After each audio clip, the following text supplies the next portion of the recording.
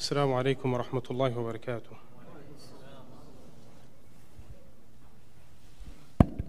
There's at least I'd say about 200 people in here. They say giving salam is sunnah, but replying to the salam is wajib. You know that? Assalamu alaikum wa rahmatullahi wa barakatuh. Alhamdulillah, you have fulfilled your wujub. May Allah reward you. Alhamdulillah Rabbil Alameen. والصلاة والسلام على سيد المرسلين وعلى آله وأصحابه والتابعين ومن تبعهم بإحسان إلى يوم الدين وبعد.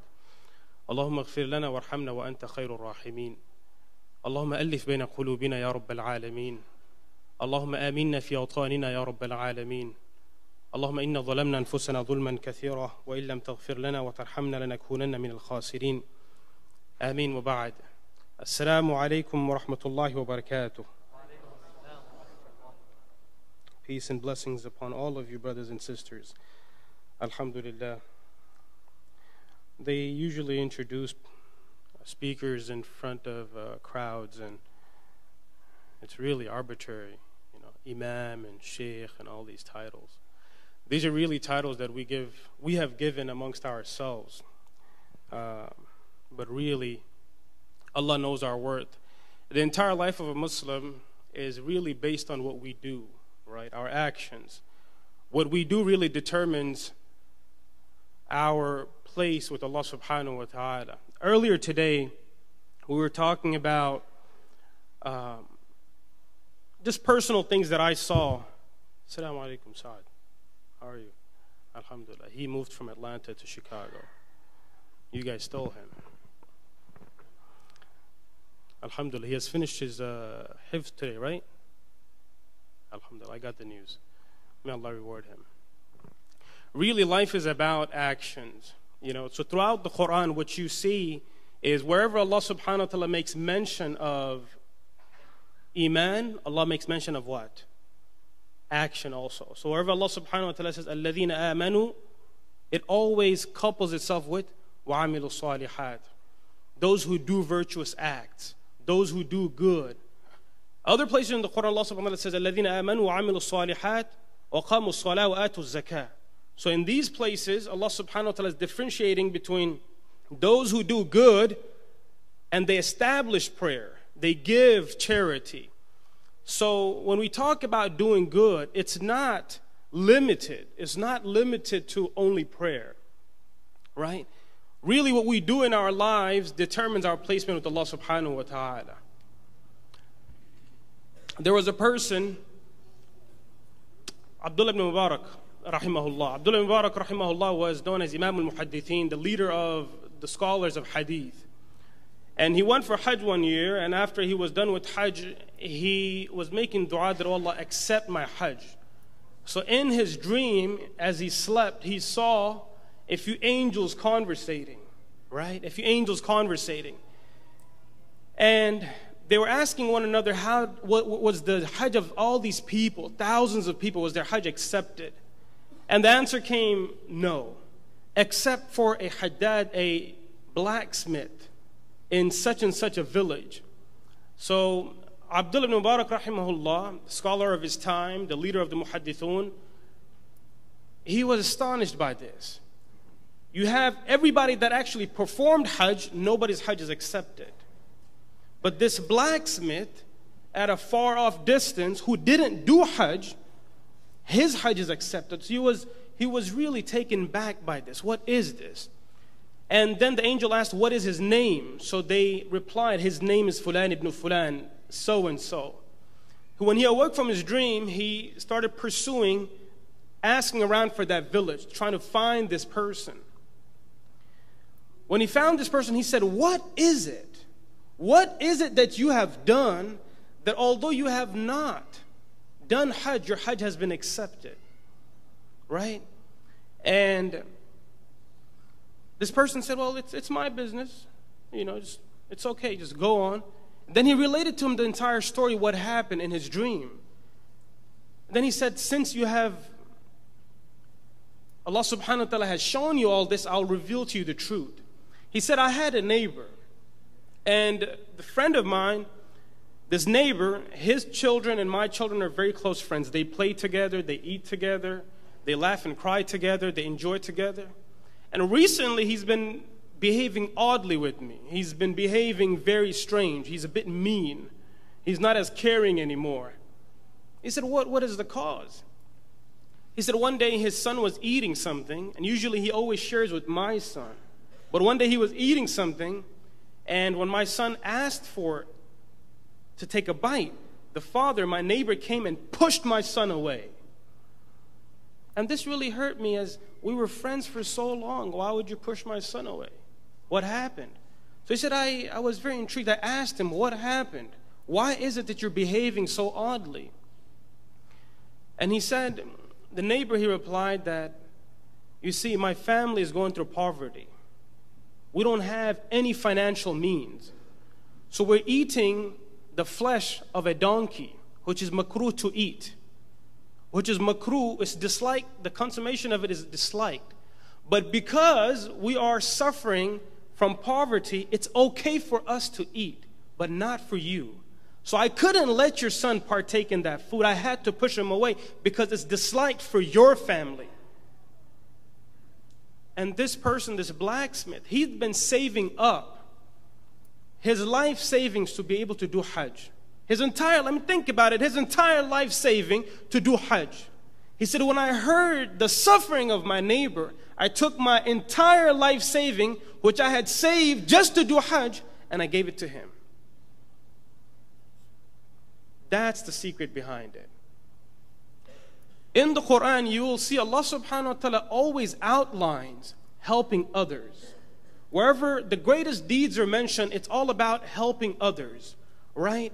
There's a psychologist who studied this question, what brings sustainable happiness? What can keep you happy, not momentarily, but what can keep you happy throughout your life? Is it getting a Ford Mustang 2017 Shelby? No. Is it getting the new album dropped by so-and-so rapper? No. No. Getting a house in Glendale Heights, some big old house? No. What can give you sustainable happiness? And after 30 years of research, he realized service to others. Isn't it beautiful that the Prophet ﷺ told us 1400 years ago, Khairun nas anfa'un nas, that the best of people in the sight of Allah subhanahu wa ta'ala are those who are most beneficial to people. What I want to talk to you, brothers and sisters, about is, I call it street credit. Young people, do you guys know what street credit is? Who knows what street credit is? How you rep yourself in the streets. I'm from the South now. Okay. Who knows what street credit is? Raise your hand. We have one brother, alhamdulillah. May Allah reward you. Okay, we got two. He wanted the dua, he raised his hands also. So, you know, street credit means your integrity. What do people value you as? What are you worth in the eyes of people? Are you trustable? Are you dependable?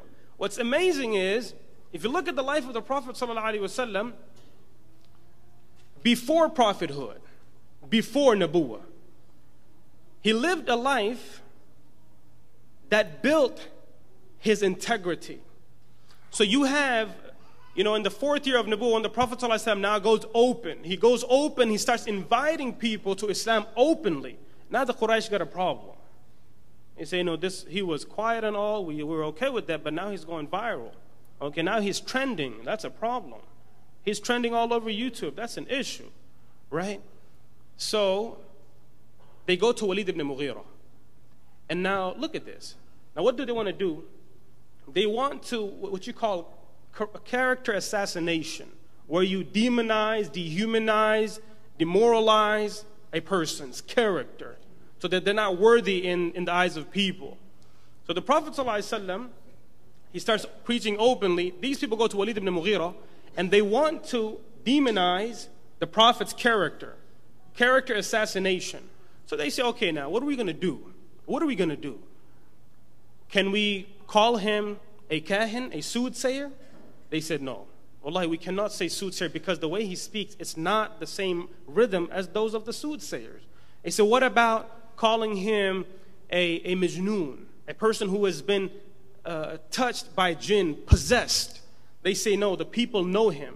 They know his integrity. Well, what if we call him such and such? No, it won't work because people know his integrity. Well, what if we call him sha'ir, a poet? He said it won't work because people know his integrity. He's known as a sadiq al-amin, the most beloved to his community. It won't work. So why don't we call him sahir, a magician? Walid ibn Mughira, he said, look, man, none of this is going to work. But if there's anything that's going to work, it might be the last one, sahir, a magician, because his speech has the ability to separate husband and wife, brother from brother, son from father. His speech has that ability. So if anything is going to sell in the market, it could be sahir. It could be magician. But what do you learn from there? If a person builds up personal integrity, if people know you as Abdullah, and they know you were a proud Muslim, and you're repping your Islam open and proudly, and they know you Khadija, and you are an open, proud Muslimah, they know you because through your character you have established the integrity of the Muslim, well then the media can't get away with saying whatever they want. If they come and say, well, Khalid is like this, your whole hood is going to say no. Your neighborhood is going to say no, Khalid is not like that. But the problem, brothers and sisters, is that we have lost integrity. The entire ummah as a whole, we have lost integrity. And I'm talking about the Prophet ﷺ, right? No matter what he went through, if you look at his life, you're talking about a man whose father passed away before he came into this world. His mother passed away at 6. He grew up in foster homes until he was 4. And when he was 8, he was in the care of his grandfather. His grandfather passed away when he was 8. As a young boy, he used to graze sheep in the desert so he can earn a few meagerly means of money to sustain himself and help his uncle. He grew up in the household of his uncle as an adopted son, right? When he grew up with all these disadvantages, he still came to be known as Sadiq al-Amin. It's not your clothes, it's not your shoes, your Yeezys that came out, it's not your Yeezys that give you integrity, it's not the car you drive that gives you integrity, it's not what you look like what gives you integrity, it's what you do. The Prophet ﷺ had all the disadvantages against him, but it was his character. And that's why the Prophet ﷺ, he said, إِنَّمَا بُعِثْتُ لِأُتَمِّمَ مَكَارِمَ الْأَخْلَاقِ. Now in Arabic, innama is for tahsir. It's to specifically focus on a point. The Prophet ﷺ is saying, look, I've been sent to do a lot of things, but one thing that I'm going to have to specialize in is to teach my ummah character. This is why the Prophet ﷺ, he said, the heaviest on the day of judgment is the character of the Muslim. Because it's your character, brothers and sisters. It's your and my character that can change the world. And now this is very important in the West for the young generation. Our forefathers have done their lot, but it's the young generation, the millennials, you and I, that have to redefine what Islam is. So this responsibility comes on you, right? This responsibility comes on you. You look at the Prophet ﷺ, he grew up, right? When he starts proclaiming Islam, his entire tribe turns against him. They abuse him, they spit on him, they abuse him and his family, they beat him, they drag him, they throw dirt on him, they abuse his companions, they drive him out of Mecca, they drive his companions out of Mecca, they fight him, he bleeds from head to toe. But the Prophet never stopped to complain, right? He never stopped to complain. The only thing he would say, that, oh Allah, إِن لَمْ يَكُنْ بِكَ عَلَيَّ غَضَبٌ فَلَا أُبَالِي. That as long as you're not unhappy with me, I got no care in the world. Oh Allah, as long as you're happy with me, whether I'm bleeding or not, I have no problem in the world. The problem today with Muslims, we have become very reactive, not proactive. We react. Anything that happens, we react. Brothers and sisters, Ibn Qayyim rahimahullah, he makes mention of something that I want to share with you.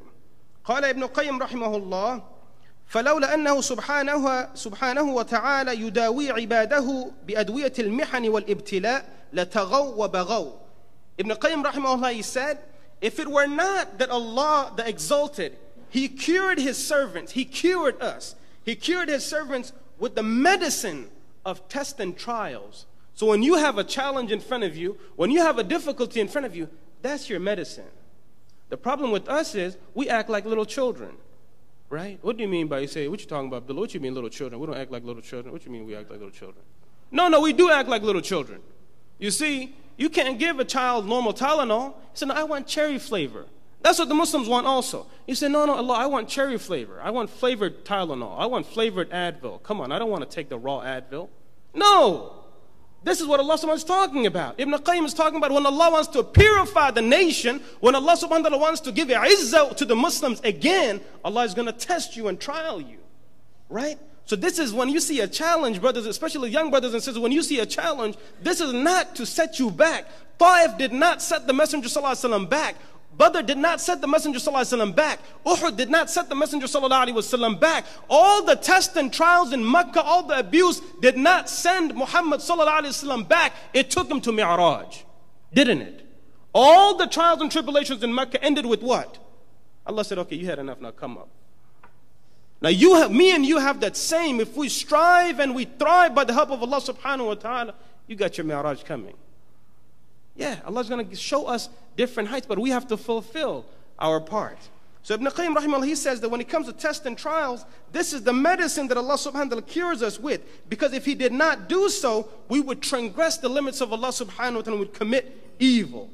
Allah subhanahu wa ta'ala, إِذَا أَرَادَ بِعَبْدٍ خَيْرًا سَقَاهُ دَوَاءً مِنَ الْإِبْتِلَاءِ وَالْإِمْتِحَانِ عَلَى قَدْرِ حَالِهِ. He said when Allah subhanahu wa ta'ala intends good with people, when Allah subhanahu wa ta'ala intends good with people, with a servant, he makes him drink the medicine of hardship. The medicine of hardship. That's where we are. That's our challenge. And if you look at the Sahaba, if you look at the Tabi'een, if you look at every single generation of Muslim, the scholars, what did they do? They faced the challenges of their time. They stood up against it. Fitna, right? Fitna means what? In Arabic, if you translate it, fitna means trial and tribulation. Right? Fitna, a challenge, a test. So those of you who are in Darussalam, you just finished a fitna from your exams. Your exam is a fitna for you. Linguistically, it is a fitna for you. Yes. Sometimes we think women are fitna and men are fitna and wealth is fitna. No, fitna is everywhere. Right? So the fitna that we go through, the linguistical meaning for fitna in Arabic, it means to melt ores of gold and silver. So when you take out ores of gold and silver, it's not pure, is it? Is it pure? No, it's mixed with other minerals. So you have to purify it. How do you purify it? You burn it. You heat it up. You heat it up. You burn it. You melt it. And when it melts, the gold, pure gold and silver, it separates itself from other metals. In a hadith of the Prophet ﷺ, he literally said that Allah will put you through a fitna just like gold and silver are put through the fire so Allah can purify. Allah can purify. And this is what Allah subhanahu wa ta'ala talks about, right? Allah subhanahu wa ta'ala says in the Quran, إِن يَمْسَسْكُمْ قَرْحٌ فَقَدْ مَسَّ الْقَوْمَ قَرْحٌ مِثْلُ. That if hardship comes upon you, then be assured that similar hardships have come upon the people before you. وَتِلْكَ الْأَيَّامُ نُدَاوِلُهَا بَيْنَ النَّاسِ. And when it comes to these days, sometimes we give you the upper hand, and sometimes you don't have the upper hand. It comes in turns. Why does Allah subhanahu wa ta'ala do this? You say, well, you know, we Muslims, man. We got to be on top. No. That's not the promise of Allah subhanahu wa ta'ala. Allah subhanahu wa ta'ala promises, تِلْكَ الْأَيَّامُ نُدَاوِلُهَا بَيْنَ النَّاسِ. We give them turn in turn. So sometime you're on top, sometime you're not. Right? But why? Allah subhanahu wa ta'ala says, وَلِيَعْلَمَ اللَّهُ الَّذِينَ آمَنُوا. Because all Allah wants to see is who really believes. So in the new administration era, who really believes, right? Because you got people being fired left and right nowadays. Subhanallah. He had all that investigation going on. He didn't know it was coming for him. Right? But Allah subhanahu wa ta'ala does all this so that he may test to see who believe. وَيَتَّخِذَ مِنْكُمْ شُهَدَاءَ. And that Allah subhanahu wa ta'ala take martyrs from amongst you. Now this was for the Sahaba. For them, the ultimatum was what? To sacrifice their life even if it came. Right? But for us, it just means to be upright Muslims who are proud of their faith. Now when it comes to our worry and our concern, you know, you don't you can't finish the story of Ibrahim alayhi salatu wasalam without reading about Namrud, can you? You can't finish the story of Musa alayhi salatu wasalam without reading about Fir'aun. And you can never finish reading about Rasulullah sallallahu alayhi wasallam without reading about Abu Jahl, right? Or Abu Lahab. So every single person has a responsibility. Every single person has a responsibility. In today's age, brothers and sisters, is to uphold the deen. Now, when I'm talking about upholding the deen, there is sacrifice involved. In Latin, the word sacrifice comes from sacri, which means holy, and facere means to make. So when a person sacrifices, you're making holy. You're making yourself holier, right? And that's what sacrifice is. So as Muslims, we have to give sacrifice. Now, one of the things when we're talking about being upright ambassadors of faith, you can't let fear get to you. Because if you let fear get to you, it's at a state of fear that people make foolish decisions. People do dumb things when they're afraid, right? But Allah subhanahu wa ta'ala clearly tells us in the Quran, فَلَا تَخْشَوْهُمْ وَخْشَوْنِي, right? Don't fear anyone. If it comes to fear, fear Allah subhanahu wa ta'ala only. So when it comes to believers, we can't have the fight or flight response. We can't be running away. We have to stand our ground. If you look at all of our Salafus Salihin, the Anbiya, the Sahaba, the scholars, they met the challenges of their time. And that's what we have to do, the challenges of our time. Now, here, what do I mean by this? What is a issue that we have within our society? Usually, now I'm going to talk from the millennial point of view. So if you're older, may Allah subhanahu wa ta'ala bless you, but I want you to understand how millennials, young people, look at faith. What are the challenges that they have out there? Most of the time when I conversate with young people, they have an objection. They're like, look, Imam, every time you're talking about Islam, you're always saying, kind of, you know, the Sahaba, they were like this. The Sahaba, they did this. The Anbiya, the prophets, they did this. But what did you do, Imam? What you doing? Stop talking about what the Sahaba did. What have you done? Now, I want you to understand, the young generation that's growing up in the United States, they haven't come from a majority Muslim country, right? The young generation that's growing up in the United States, going to the public school system, living on the streets, going through the struggles of life, going through fitna day in, day out, there are amongst those who question their faith. People who grew up in majority Muslim countries, alhamdulillah, even till now, you're 50, 60, 70 years old. Not one single time in your entire life did you think about switching a religion. Never. You stood your ground. It wasn't never any question like, no, man, I'm a Muslim. Alhamdulillah, that's it. But young people, it's different for them in the United States. It's different for them here, right? So for many young people in the United States, many young people at home, the issue is they look at the deen and it's a theoretical religion, right? Because it's our failure that we haven't engaged ourselves. And that's why if you look, Allah subhanahu wa ta'ala talks about great deeds in the Quran. And majority of them are what? Helping those who are in need, helping the widow, helping the orphan, helping those who are less fortunate, right? Freeing a slave. What do you see in all that? Helping humanity, helping people, right? And this is where the challenge is. A lot of young people, they look at faith and they see it's a very theoretical religion. It's not practical. And the practical part is what I believe we have left out. So we have a dichotomy within the younger generation and the older generation. The older generation, and you have full right to disagree with me. You have full right. This is my observation. The older generation, alhamdulillah, there is a tendency of ibadah. There's a tendency of ibadah. And I will translate ibadah as ritual worship. Alhamdulillah. So the older generation, we pray more, alhamdulillah. We read Quran more. And this is the foundation of faith. This is the foundation of faith. You have to have that. The younger generation, there is more tendency with activism. We want to go out there and protest in O'Hare Airport and show them who's the boss. That's what we want to do. Make noise. And then don't show up for Fajr next day. No, but this is the reality. So the older generation, they're in the masjid. The younger generation, we're out in the streets. So the older generation, they got credit with Allah. The younger generation, we got credit in the streets. The older generation, they ain't got no credit in the streets. The younger generation, we ain't got no credit with Allah subhanahu wa ta'ala. So this is a problem. This is a serious problem. Right? This is the issue. See, the deen is a complete balance. It's complete balance. Right? If you look at every single, look at the 5 pillars of Islam, for example. Am I too loud?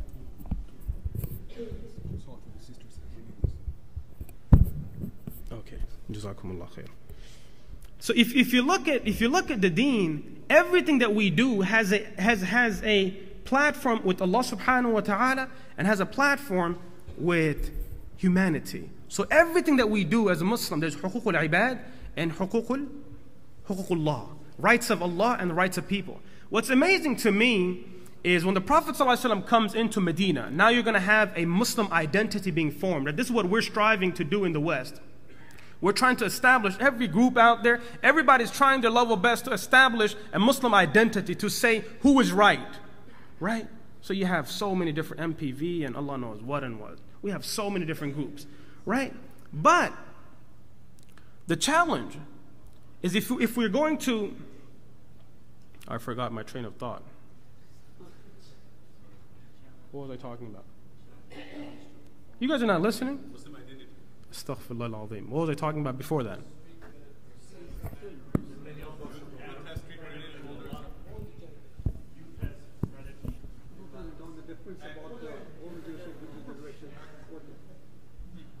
Keep going.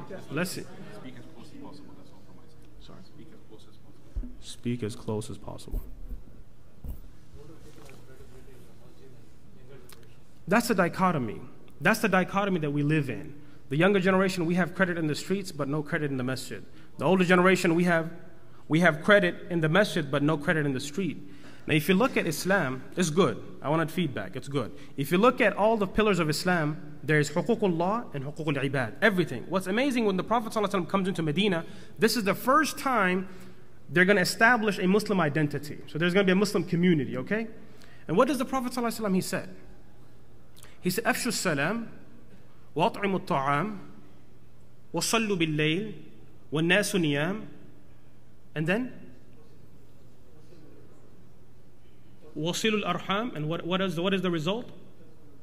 تدخلوا الجنة بسلام. So look at this. I want you to, the Prophet ﷺ, he says, give salam. Now salam doesn't mean assalamu alaikum wa rahmatullah, that's it. Although it does include that. But it refers to personal interaction. Hey, how are you doing? Really getting to know one another. What salam means is what the Sahaba did. When they got to know one another, he said, look, I got 2 business. You need a business, take mine. That's what it means. Real ukhuwa, real love. I'm talking about, boys. I'm talking about you get your boy. Love. Right? Not like, Assalamu alaikum bhai, tabiyat kaisi hai? Sahi hai? No. That's like, it's taqiyya kalam, like it's very formal. We don't really mean it. No, we have to love one another for the sake of Allah. Really love, right?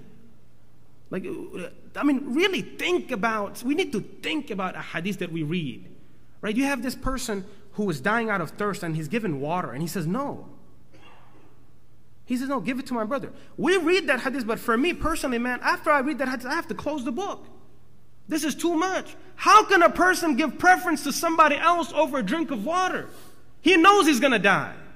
We never think about this. We never think about the human aspect. This is mind-boggling. He knows if he doesn't take that drink of water, he could die. But it's okay. Give preference to my Muslim brother. This is Sahaba. So like I say, we talk about the Sahaba, but it's only... And even at this moment, even Umar radiallahu ta'ala, and he's like, come on, this is too much. Like, come on, this is too much. Because, he was a go-getter, subhanallah. So he was like, this is too much. Right? It was hard for Umar radiallahu ta'ala. He came and conversated with the Prophet sallallahu alaihi wasallam, trying to figure out what's happening. He went to Abu Bakr radiallahu ta'ala to figure out what's happening. Right? But the Prophet accepted. What's amazing is in this period, more people accepted Islam in the next 2 years because propaganda came to an end. The Muslims had an open road to interact with people. There was no propaganda involved. There was no media involved. The Muslims had an open road to show people what Islam is. Okay? To show people what Islam is. More people accepted Islam in those 2 years, than all before. Okay? So this is where we are. We have that road in front of us. There's nobody stopping us. Okay? Nobody stopping us. So this is what we have to work on. Now when we're talking about working, brothers and sisters, one thing that we have to understand is we have to work together. The ummah is one. You know, it sickens me that sometimes, you know, you go to these interfaith and these things, and you will have a Muslim hugging a Christian. And we should have relationships. We should have common ground. You'll hug a Christian, you'll hug a Jew, you'll shake hands, you'll greet one another. But people from different masjids won't greet one another. What is that? That is the pinnacle of filth. I mean, what is this? The prophets of the Quran talks about Muhammad Rasulullah الذين معه أشداء على الكفار رحماء بينهم. This is lazim malzoom. Okay, they're a couple. So we are going and, very happy and dandy to meet people, but we're not. We can't meet our brothers. So yes, we have to display the faith there, but we have to be unified at the same time. So as Muslim brothers and sisters, we have to be religiously conscious. We have to be socially conscious. Don't worry about any walls. Don't worry about any bans, because we have walls within our hearts. We have bans within our hearts. There are specific groups that we don't get along with. There are specific groups who have titled such and such, mubtadi', bid'ah. This is, this group and that group. We have to let go. There has to be commonality within the Muslim ummah. We have to work together in unison. Last thing, brothers and sisters, that I say is when we talk about presenting our faith to humanity, there has to be a balance, definitely. But when we talk about working, we don't talk about acceptance. You say, what you mean by acceptance? You see, as Muslims, like I said, Islam doesn't accept change. Okay? So the faith that you and I are going to be presenting, we're not telling people to accept Islam. Accept us. A lot of times this is another inferiority complex, and this is an issue. A Muslim cannot have inferiority complex. Right? A Muslim cannot suffer from inferiority complex. If anything at all, maybe superiority complex, but not inferiority complex. Okay? Because you have the greatest gift Allah has, that's iman, that's faith. And what do I mean by don't work, go step towards people, try to work with people and suffer from this? No. Because Allah subhanahu wa ta'ala clearly says, قُلْ يَا أَيُّهَا الْكَافِرُونَ لَا أَعْبُدُ مَا تَعْبُدُونَ. This is the game plan. You're not there to say, hey, we're here also, just accept us. No. We accepted. We are accepted. You are accepted. You have been accepted. You just got to work. So there should be no inferiority complex. This is another problem. One time we went with a group of brothers to meet the Jewish community. When we came out, may Allah guide all of us. We all have weaknesses. When we came out, the brother said, we need to be just like them. They have everything. I said, Ya Allah, you misunderstood the entire conversation. You haven't even understood Islam. What do you mean be like them? Abu Hassan Ali Nadwi rahimahullah, he was asked, what do you have to do to be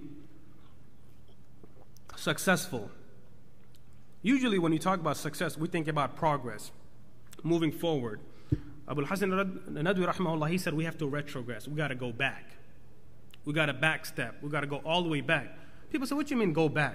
He said we got to go back and back and back. We got to go so back, we got to go about 1,400 years back. And when we go back, travel in time, 1,400 years back, and we come with the Sahaba, that's when we're going to see progress. And that's what reality is. We cannot leave Islam as a theoretical faith because our generation is going to suffer. We have to go back and bring it forward and implement it today. Right? And that which I leave you with is Umar radiallahu ta'ala an, he was on a journey to Syria. Along with him was Abu Ubaidah radiallahu ta'ala an. So they came across this creek which they had to cross. So Umar radiallahu ta'ala, he came off of his camel. He took off his sandals. You know, Abdullah ibn Mas'ud, he talks about Umar, the Sahaba, he said, كانوا أقلهم تكلفا. They didn't have these formalities. Brother, you go, please, please. Brother, you go, please, please. And then the salah is almost gone. They didn't have all this, right? It was time for salah, they went. I mean, we have these unnecessary formalities within us, right? They weren't like that, you know? So Umar radiallahu ta'ala, he had to do what he had to do. He came across this creek. He's the Amirul Mu'mineen. He comes across this creek. He takes off his sandals and puts his sandals on his shoulder. Amirul Mu'mineen. Imagine POTUS doing that. But he puts his sandals on his shoulder. And Abu Ubaidah radiallahu, he goes, "Ya Amirul Mu'mineen, what are you doing? What are you going? If somebody takes a picture, somebody finds out, what's going to happen?"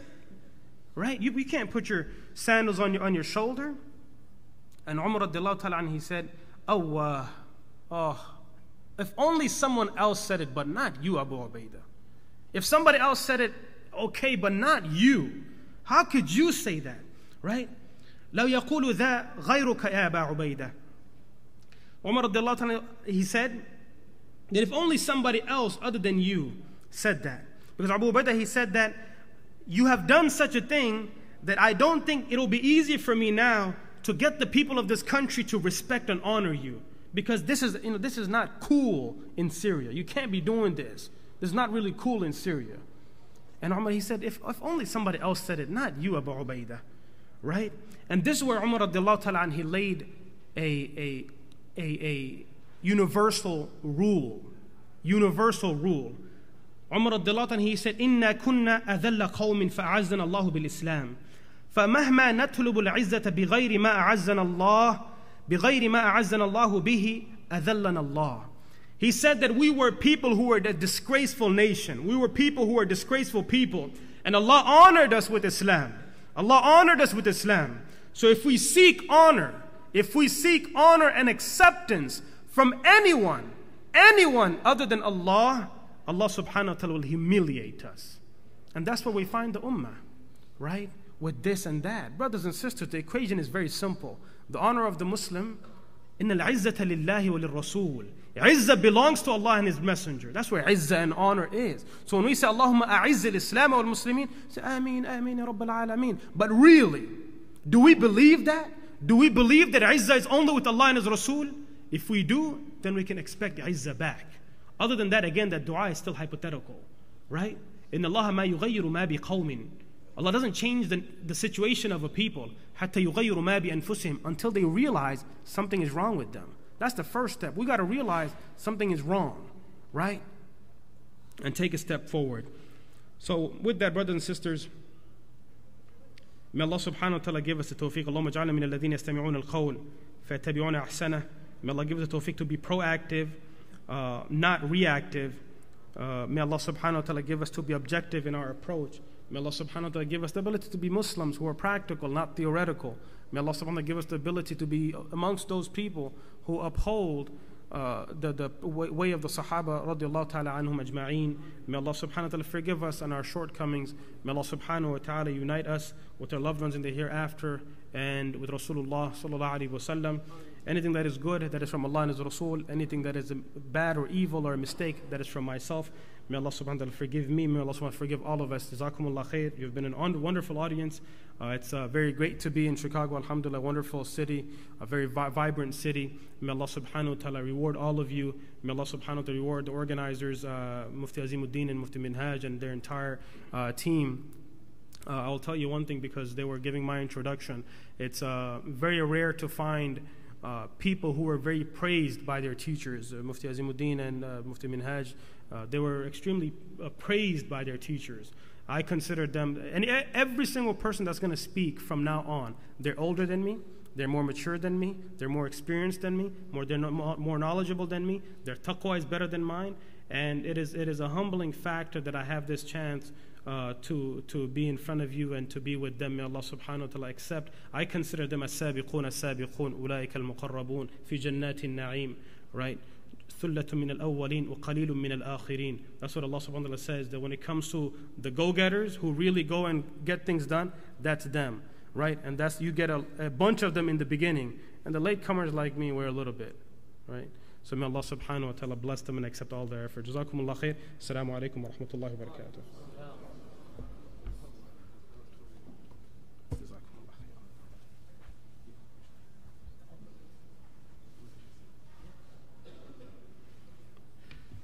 MashaAllah.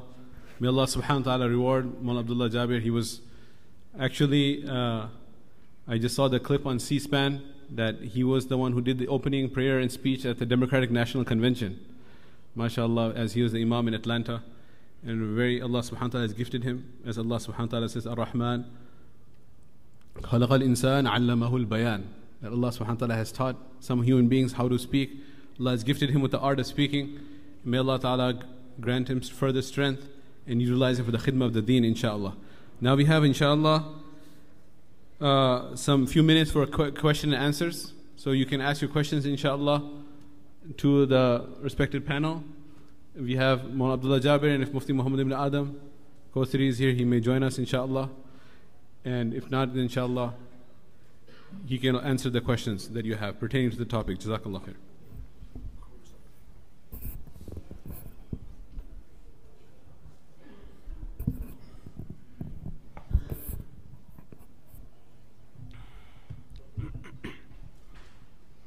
Usually, after I speak, the first question that's on everybody's mind is, what ethnicity is this guy?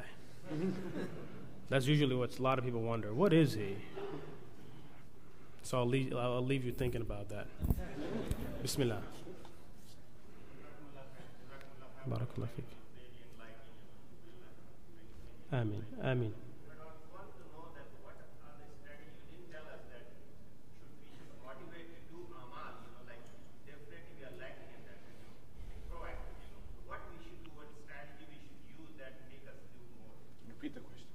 So the brother's asking, what is the game plan? What is the game plan for us to engage in our society? The game plan is pretty much us engaging in local community. So when it comes to, recently there was a session with MPAC and a few other political groups, Muslim political groups in the United States that came around, and we were sitting down and talking. When it comes to engaging, you have to be present.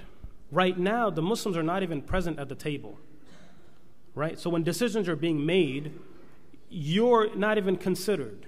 So I give you an example. In Chicago, do you have Eid off? No. Okay. In California, there was an effort. So there are things like, there are maqasid of deen. Maqasid of sharia are the higher objectives of sharia. The very first one, amongst the five, one is hifdul deen, one is protection of faith, one is protection of life, one is protection of intellect. When we talk about these things, one would be to celebrate our faith. And the way that we celebrate our faith is through Eid. Now, do you guys have an issue with children wanting to celebrate Halloween? Yes. Usually kids want to celebrate Halloween. Wallahi, I promise you, make Eid more fun than Halloween, your children will never want to celebrate Halloween. I'm telling you because I grew up like that, okay? That's what it is. Make Eid more fun than fighting over moon sighting, right? The whole entire world is fighting over moon sighting. And the kids, they are deprived of the happiness of Eid, right? Like, I'm talking about myself. Sometimes I do my laundry on Eid day. Okay, I'm like, man, I ate so much biryani and pakole, astaghfirullah al-azim. I gotta go relax. So what I mean by that is when we're talking about a game plan, you have to focus on how to revive the deen itself. How do you bring Islam onto the table? How do people even realize that there are Muslims? We got numbers. We got numbers, because remember the Prophet ﷺ, he said that there will come a time where people will come around you and they will gather around you like hungry people around a plate of food. And the Sahaba said, would it be because we were going to be little in number? He said, no. It's not because of little in number, because you have let go of Allah and His Rasul. Right? So that's what we are. So my thing is, we have to be present at the table. We have to be present. So there was this whole movement to talk to the superintendent of LA County to let them consider. And they had given us a number, like if you bring about 400 people. Now, if you've been to LA got 400 Muslim brothers, okay? How many people showed up? Two. Now what's ridiculous for me is that we're worried about so many other things, but the fact that our children want to celebrate Christmas, our children want to celebrate Easter, our children want to celebrate all these pagan rituals, isn't that concerning? So a meeting like that where we can engage the school system and ask for them, because at the end of the day they're public servants. They have to consider, if you show the numbers and demand, they will be there to accommodate. But we're never at the conversation. So my thing right now, I believe, and I could be wrong at this, I believe we have to be present, and the way to be present is to be Muslims. I was sharing with somebody when I was a few years back. I was in the we call it MARTA, or public transportation. I was on the train, underground metro. There was this brother. He was there, big brother, mashallah. He was listening to something and he was trying to rap in, like he was trying to do something. I tried to listen. I was like, what is this guy doing? Then when I listened closely, what he was doing was reciting Surah Ikhlas, but he was trying to memorize it by rapping it. He was trying to put it into a rap. That's how he was trying to memorize it. I said, subhanallah. And he was just moving around. He didn't care what the world was doing. He was oblivious. That's what Muslims have to be. You got to be so Muslimified, you shouldn't even know that this should be your natural state. Because right now we're transformers. Okay? That's what we are. We're transformers. We transform, right? Optimus Prime. That's what we become. Sometimes Optimus Prime. And sometimes we transform. That's what we are. No, if you're young, you understand what I'm trying to say, right? The young generation, you have to represent. You have to be Muslims at all time. There is no uniform you put on the masjid and then it comes out when you go outside. That's transformers. We used to have transformers in the madrasa also. But I think we have to be present at the table. So whatever little we can do, we have to engage locally. We have to engage locally. Whatever is happening at the federal level, that's there. But remember, if you start ripple effect locally, it can have great effect, inshallah. Yes. I just have a question. Alhamdulillah, there's so many organizations that try to do different things and pull people towards them, do things. How do we differentiate what is the manhaj, the right manhaj to follow? So everything has a scale. So our scale is we have to equate everything on Quran and Sunnah. That's our scale. Okay, so when I lived in LA, I had to literally walk around with Sahih al-Bukhari and Quran with me all the time because you got so many groups in LA, it's ridiculous, right? I mean, I don't mean by that the social work you're talking about. There are so many organizations who wants to do different things, but sometimes, you can see that's not right. Yeah. Way of doing it. So there's a lot of social work, but for social work, remember, you don't have to be under an organization. To attend a town hall meeting, you don't have to be under an organization. To attend PTA meetings, how many fathers attend their children's PTA meetings? Okay, forget that. Children, how many of your parents attended your PTA meetings? No, seriously, I want to show something. Children, the millennials, you've been to school, how many of your parents ever attended PTA? Okay, if your parents did not attend PTA meetings, raise your hand. Be honest, please. No, come on now. No, higher now. Remember, it's okay, let your father see, it's okay. Majority of our parents, so what I mean by social activism, being active it's just the basic things, showing up to the PTA meeting. I know parents who are so active in their children's school life, they get Eid off, they get whatever they want, right? And the school calls them in to talk about Islam to other parents. So they do sensitivity trainings. So to be involved in the community, we don't have to be under an organization. Remember, the Prophet ﷺ and the Sahaba, they were more active in Mecca in the sense they had more to sacrifice in Mecca. What's amazing about Mecca is there was no masjid. There was no organized movement. It was underground, but they sacrificed the most. So activism, just look for venues, what they're doing, right? PTA meetings, I would say that's norm. To get involved in your child's life. What are they doing at school, right? How can you help the school? Are you volunteering for school events? So that's what I mean. When we think about good deeds as Muslims, we think about salah. When we think about bad deeds, we think about zina. But we don't think littering is also a sin. It is. Littering outside is a sin. But we don't think about that. Okay? Purposely polluting the environment is a sin. You shouldn't be doing that because it's a Muslim obligation to protect our environment. So what I'm saying is our mind has become in a way where we have the standard, the status quo of what we think is a good deed and what we think is a bad deed. Right? So when we talk about involvement, I'm talking about very, very basic level involvement. It doesn't require organizations. It doesn't require anything.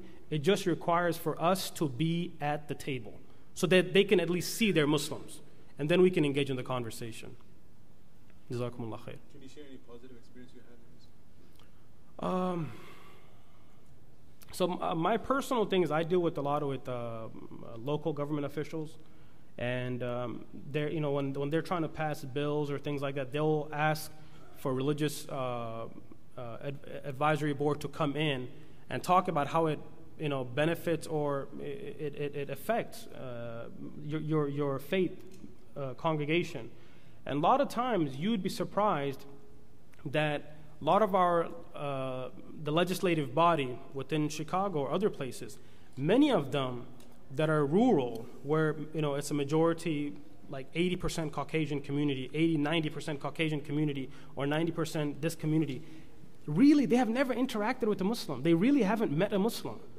Just you explaining to them, just talking to them, be like, hey, look, my name is Abdullah, and I'm here to hug you, you know? That changes the whole perspective. Like, you're going to hug me? Oh, wow, you're a nice guy. So what I mean is just basic involvement has changed, made them reconsider bills that they were going to pass. Recently, there was an attempt to pass a bill that would mandate in a specific area that women could not, or anybody, a person could not cover their face in public area because of identification purposes. And there was a sister who was at a school, and her teacher actually brought it up in college. But then CARE Georgia hit it up. We supported it by the help of Allah subhanahu wa ta'ala. And then they retracted it, you know. So this is what I'm talking about. Sometimes there are local bills that we're not aware of that are being passed in Glendale Heights and Lombard, wherever your district is. There are bills being passed, like for example in Atlanta, in our area, there was a bill that was going to be passed that all public services, so we're talking about driver license, you're talking about voting, everything was going to be in English, no second language. That's discrimination. That's open discrimination. So next time your father or your auntie or somebody wants to go take a driver license test, there's no second language. This affects the entire community, but we don't understand that that's our obligation to stand up. And I'll end off with this. Ibn Qayyim and ulama, they say that if you could summarize Islam into one word, it's al-adl, justice. Kunu qawwamina lillah.